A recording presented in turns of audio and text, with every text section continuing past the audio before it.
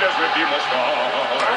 Se acabó, México es campeón de la Copa Oro, borrando a Estados Unidos, advirtiéndole que el día 12 de agosto, aunque se sabe que las cosas pudieran ser distintas, que hay una prueba de que este grupo tiene con qué, más los que se van a agregar, que tampoco podemos dejar de hablar de su peso específico, de su importancia. Ahí está México con la Copa de Oro, 5 triunfos, dejando a Estados Unidos con 4, pero sobre todo, lo más enriquecedor, aplastando al equipo de Bradley, sin dejarle meter las manos, sin permitir que su orgullo salga a flote por ninguna de las vías que de pronto puede tener el deporte.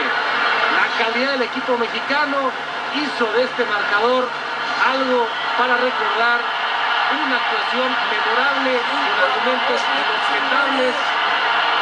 Pocas veces tanto buen sabor de boca, Roberto, en un triunfo contra Estados Unidos así arrollador. Un título ganado y trabajado a pulso, como tienen que ganarse los títulos, jugando cada vez mejor. Es muy clara la tendencia ascendente dibujada de este equipo.